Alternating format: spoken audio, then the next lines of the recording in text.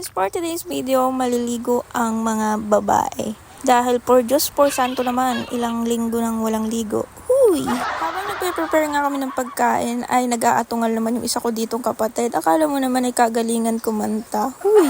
Isdang tilapia, chicken hotdog nga pala yung ipapaluto ko dito sa magjowa na to. Hindi ako na-inform na ganito pala kapag magsiswimming by partner. Uy, huwag naman kayong ganyan dahil maalat yung dagat, baka biglang tumamis. Ito lang talaga yung kagandahan kapag nasa probinsya ka. Libre na yung pagligo mo ng dagat, may magandang view ka pa. O, saan ka pa? Dito mo lang yan matatagpuan sa Tagkawayan, Quezon Province, Barangay Sabang, Sitio Awas. Sabi ko sa kapatid ko, punasan yung dahon ng saging kaso sumayaw siya. At itong ang dalawa ay hindi magkasundo dahil pinagtatalunan nila yung iniihaw na tilapia. Mukha daw kinanga, hindi daw mukhang inihaw. Nahihirapan daw magluto kapag nakalagay sa foil. Kaso, pinagtatalunan nila dahil hindi rin naman nagkakaigi kapag walang foil. Sa puntong ang ito ay inaayos ko naman yung mga pagkain sa dahon ng saging. Habang sila naman ay nag-aayos na ibububong para hindi malagyan ng dumi yung mga pagkain namin. At ayan na nga yung pinagtatalunan nila. Mukha nga naman siyang hindi inihaw.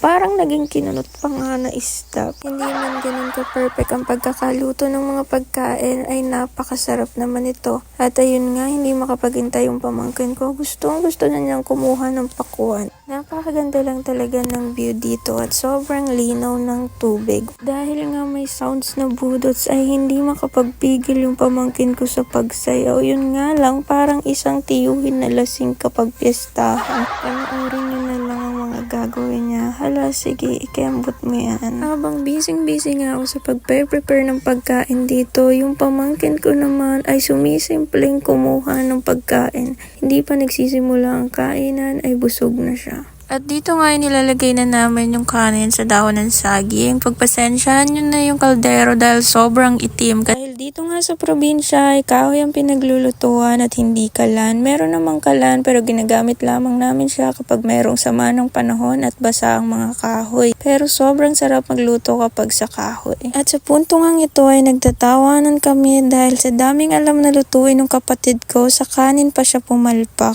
Sunog yung ulam, sunog yung kanin, pero okay na to. At sa punto nga yan ay nilalagay ko yung sobrang lalaki nilang huli na kasa. Good for half person. Huy! Excited na nga akong kumain dyan. Pero dahil ako yung nag-aabyad ng pagkain, kaya konting tiis na lang muna. Shoutout nga pala kay Sir Saxon James Salutan. Thank you for watching, sir. Yes, sir! For the aura-aura muna ang person. Dahil wala pa yung mga kasamahan ko. Kahit gutom na ako, magtitiis pa rin talaga ako. Wala pamilya. At dahil hindi na nga nakatiis, ayan, inilabas na ang mga katakawan ng mga babae na ito. O, tingnan nyo naman. Ganitong salo-salo lang naman yung gusto ko. Simple pero masaya. Maraming salamat sa mga nanonood ng video ko. Sana i-follow nyo ko at panoorin nyo lang ang mga susunod ko pang video.